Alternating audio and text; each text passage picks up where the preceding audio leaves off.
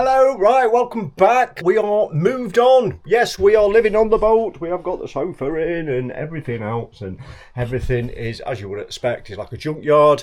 We've got loads of stuff in the front, in the engine room. My car is used as storage, and I've got a roof box on that. That's full of me. Lock-up unit's full, so it's all stuff that I need over the next couple of months. So we've come away. We are here for a week.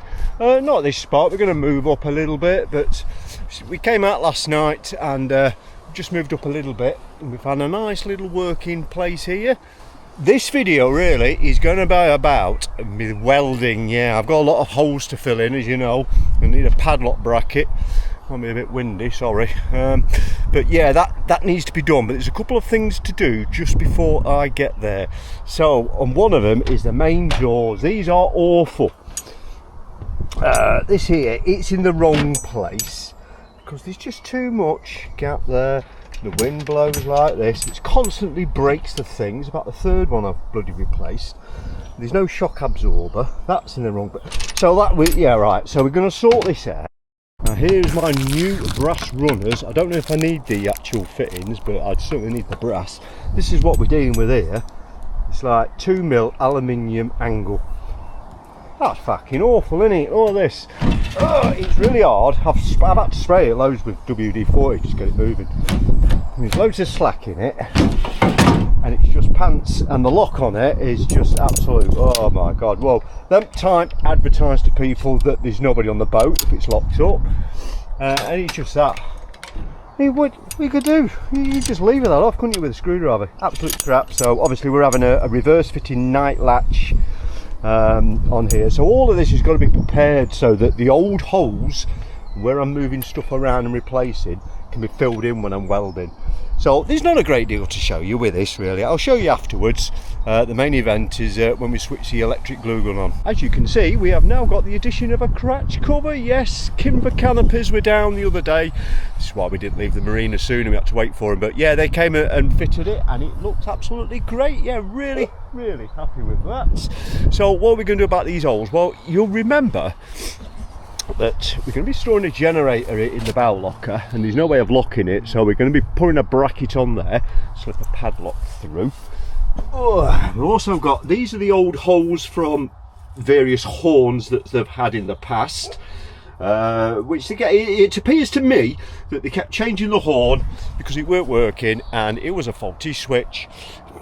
Because when we bought the boat, there was a horn there that didn't work anyway, it was broken, snapped, putting coal in there, it just snapped it off. And there was two other horns that were rusty, but they still worked because I tested them.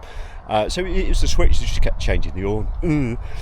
Right, so we have also got 16 holes on the roof that I made. These I put the triangle brackets on, you remember from that video, and then we came back and revisited the solar because we weren't happy with them brackets, and we've gone for these ones as well.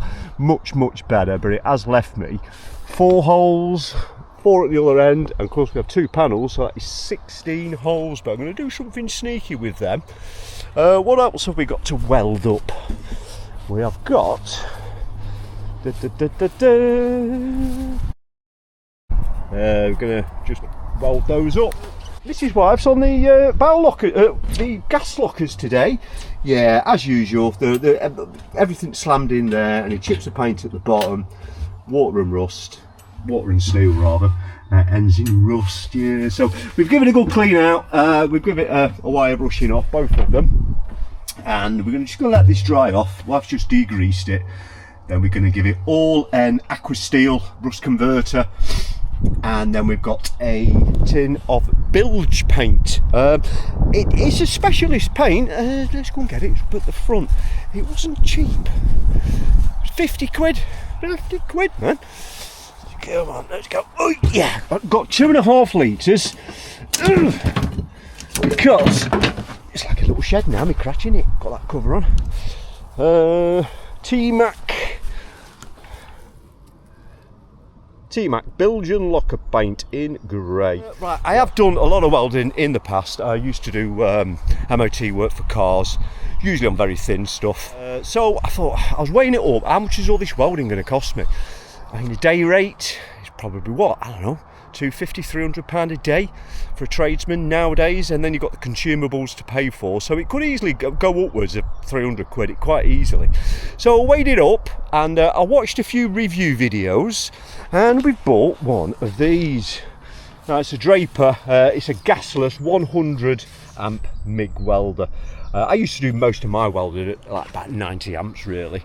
Yeah, let's say it was thin stuff. This will be fine because none of it is structural. It just needs to fill in those holes so that we can get a good surface ready for the paint. So we're just inviting leaks, aren't we? Really, you know, you've put body filler in, and over time the body filler shrinks. It's gonna leak, man. So yeah, it's gonna weld it up. I've always preferred to weld with gas. That is, it's not like gas to make the heat. So electricity makes the heat. The gas is just a shielding gas. It's an inert gas, not poisonous. You can't smell it. It does nothing really. CO2 or argon or something like that. But it just surrounds the weld pool and stops oxygen getting into it, which weakens the weld. I've always preferred to weld with the gas. I find you get cleaner welds, and you can weld at a bit cooler temperature as well. However, the wire that comes out as you press the button, this wire feeds out, and the steel that's going to be melted is actually in the inside of there, and the outside is coated with like a flux, and the heat vaporizes the flux and produces the gas. So you don't need any gas with these. It creates its own gas from vaporizing the flux, but it does, they do splatter. It's a bit smoky as well, but it's going to be fine for what I've need. I've tried the welder out on the EcoFlow, that runs it absolutely fine. We've got some gauntlets, and we've got an automatic darkening helmet. It's a SIP one, but cheap enough. Right, so that was £150, the welding machine. A pair of gauntlets, like a tenner, and that was, I think that was 40 quid. So you're looking at £200 there for the welding. So already I'm in pockets if we can get the job done, because it's going to be cheaper to do it myself than pay someone to do it. But I don't want to be storing all this on the narrowboat forever and ever and ever, do I? So we're going to get the job done. I've kept all the packaging in the boxes, and I've got the receipt from Tool Station. We're going to sell these. When I get back to the marina, I'll stick an ad on a Facebook group or maybe eBay or something like that. We'll sell them off because they're brand new. If we can get 100 quid, all my welding would have cost me £100. So we'll see at the end of the video what if I manage to sell them. We popped two of these on yesterday on this side while we've got the boat in this side. The old step went here, and it just wasn't usable really. And then you've got the canopy, so you still couldn't get it up. So we've put a new one on, but we've shuffled it along a little bit. So the idea being, you can swing your leg through, right leg on, and then we're going to be straight up, and the pram cover's not in the way. We've also got one down the front as well, so when we turn the boat we're going to put the other two on. But while the boat is in this orientation, I might as well get these the old mounting holes for the step, so where the old step went, get them welded up now while we've got the gas locker and everything empty, because we're only going to have to do it again. So while it's right, so this is my tactic. These holes are threaded, so I've got myself a little set of grub screws from the old Amazon, so I'll pop a couple of grub screws in there just below the surface, just got that back to shiny metal. I've isolated the batteries and the starter battery. Now don't forget, we are passing electric current through the hull of the boat. It could damage your electronics, so it is isolated. So we're just going to get the weld in. Just quickly, just plug up these two holes, show you after.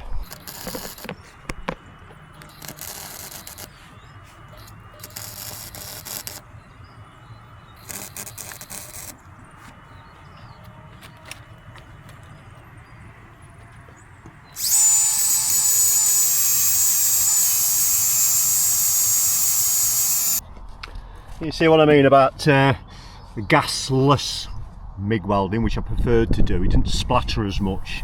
Look at all these splatter, good job it's coming off. So yeah, they're about as invisible as they'll get. A little bit bumpy, but yeah, we'll worry about that when we do the actual painting. But yeah, that's them holes filled in. Welder's proved itself now. That's going to do the job for me off the EcoFlow. I did try it. I tried it in the garden before we left the house, like I say. Runs off the EcoFlow, so I wonder how much it takes. So it was on 56%. Oof. 48 for a little bit of welding, and I had 2 or 3 goes at it just to fill it all in. So yeah, that's worked well, hasn't it? Right in.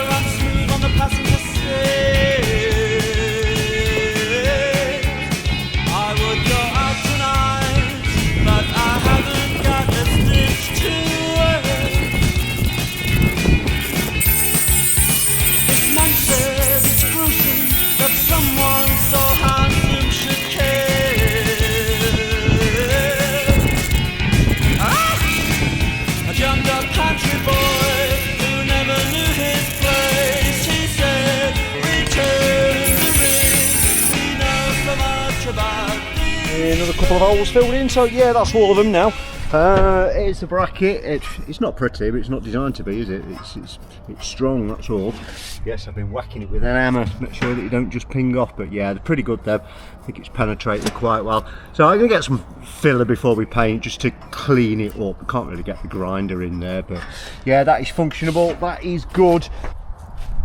Yeah, pretty good morning's work there. So we've got that bracket on. We've got a new handle on the crash cover. On the crash cover, the what is it? Bow locker. Yeah, just painted that in bilge paint. There's bracket. Yeah, we'll sort it out nearer the time when we paint a little bit of filler, maybe just get them blobbles off with a Dremel. Can't get my grinder in there, but it's not pretty, but as long as it's secure. Now then, we've got steps on now both sides.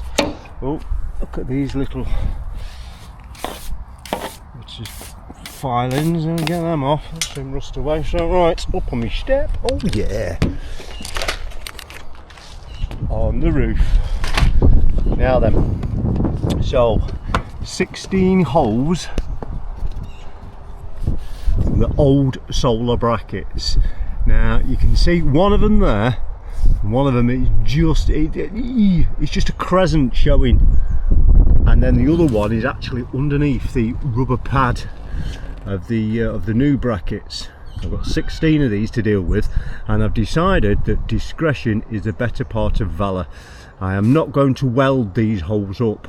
I think the fire risk is just too great. We've got the roof insulation, the spray foam is just underneath there, and then we've got obviously the wooden ceilings, and it's all decorated and everything, and I don't want to have to rip it all down.